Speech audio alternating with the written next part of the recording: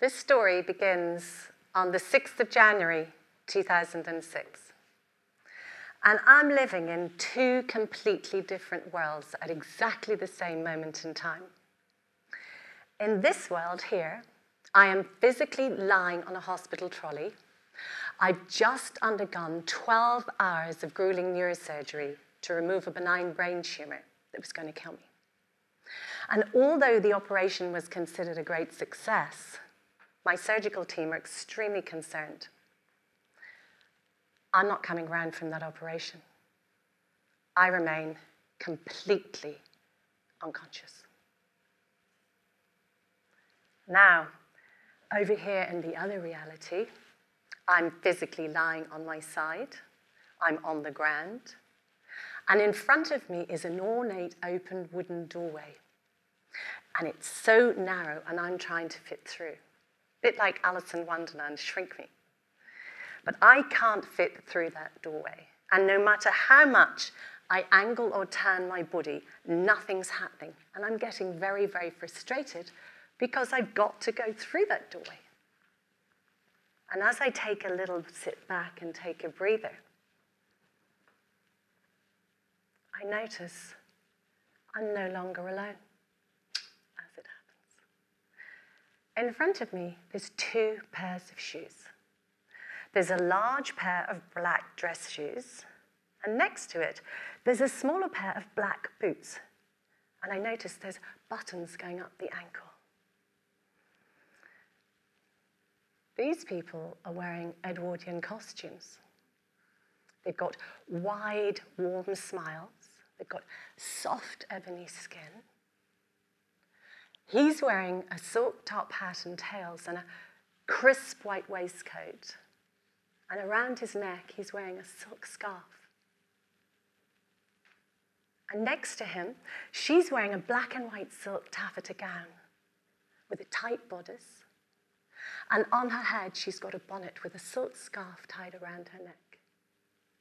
And in her hand, she's holding a black and white silk taffeta parasol. And they're speaking to me in soft, treacly American accents. Jim. And she's saying, honey, you ain't going through that doorway. You ain't going anywhere. And I reply, but I don't know why, but I have to go through that doorway. That's what I am supposed to do.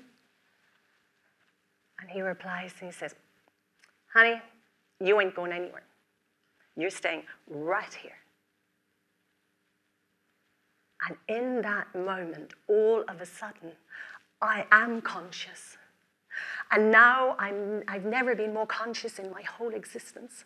Now I am conscious that I am only holding on to life by a mere tendril. I am close to dying. And as that wonderful American couple fade away, there is a sound replaced with beep, beep, beep, beep. And somewhere up above me, I hear a voice saying, Rachel, we've got to operate again. And now I am awake and in earnest.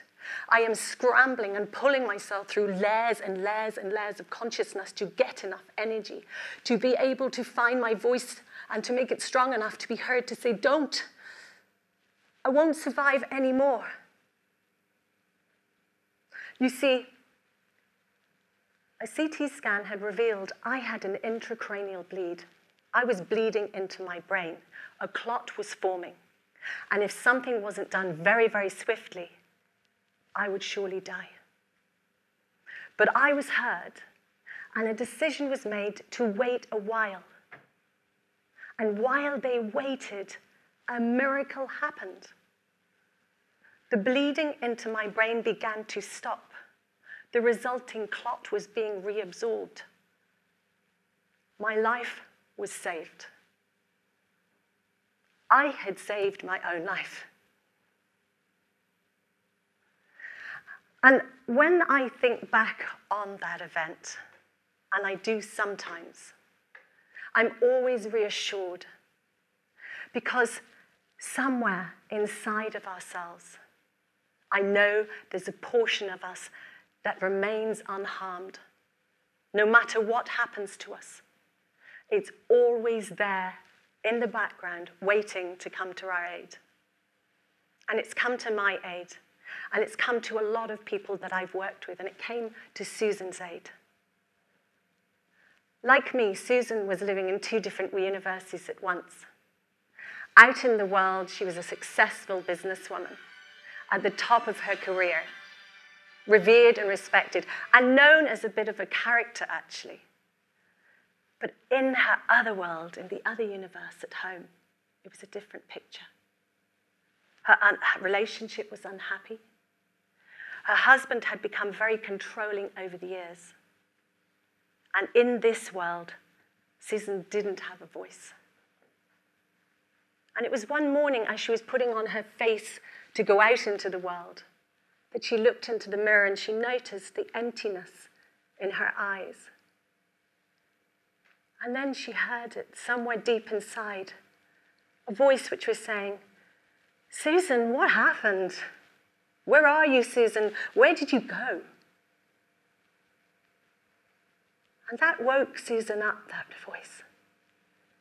And that voice got louder and louder and louder until one morning Susan heard herself saying, "Enough. This relationship is over." Susan made great changes to her life over the next few months.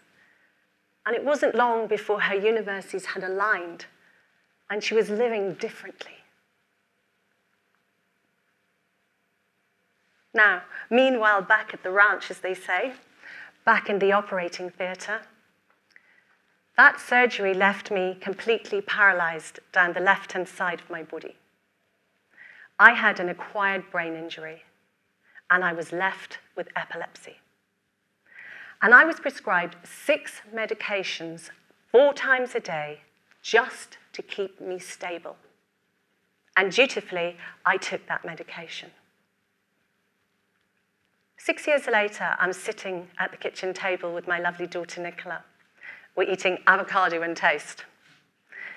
And she says, "That movie was fantastic last night, Mummy. I really, really, really enjoyed it." And I'm staring back at her.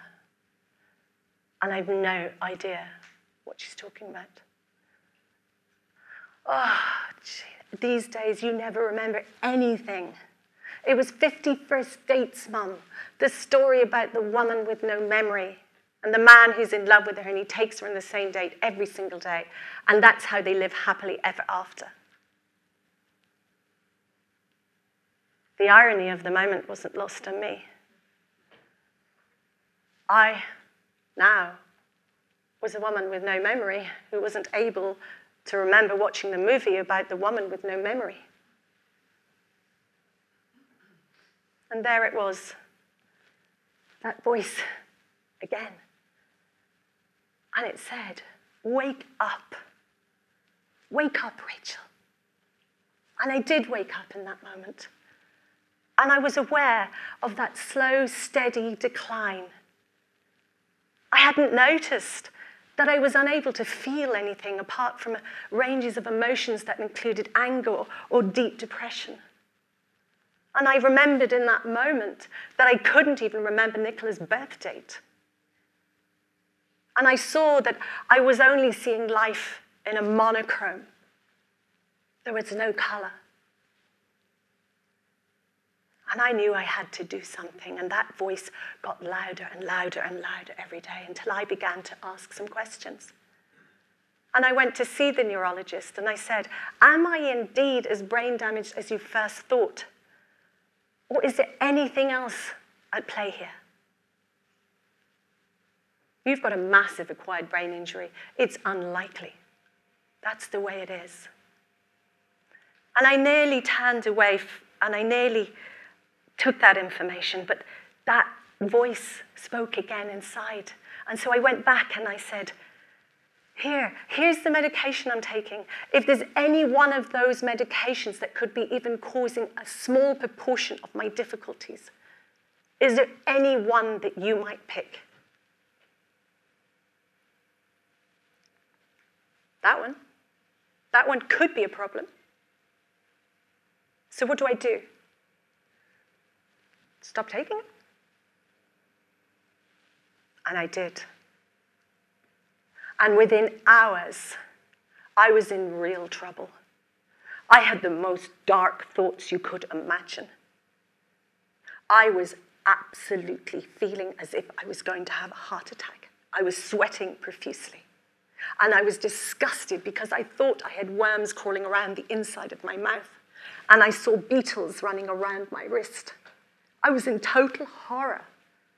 But I was in the DTs. This prompted me to do a little bit of research. And I found that this medication I'd been taking was only supposed to be prescribed for 2 weeks. And I'd been on it for 6 years. My other research told me that I was likely in for a very difficult time. And I found somebody who helped me to safely and carefully withdraw from that medication. 2.5 years, 49 symptoms, both psychological and physical. It nearly took my life. But on the 27th of May, 2013, I reached my 0. And I took the last of that medication. And just like before, another miracle happened. My body began to move more. I began to remember Nicola's birth date. I began to feel joy. I began to see life in the actual technicolor it is in. The sunshine was coming out in my life again.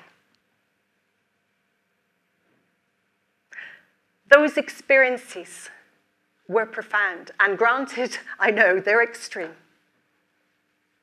But I have learned something from them. And what I have learned is that we humans are extremely well designed. We are meant to survive. And we have a natural, innate driving force towards healing. There's a portion of us that remains unharmed at all times, no matter what it is that's happening for us. And that portion that remains unharmed has a voice. And that voice will come to our aid when we want it. And you don't have to be like me in an operating theatre or at death's door. It's there for everybody, that voice. And we can tap into it and we can awaken it.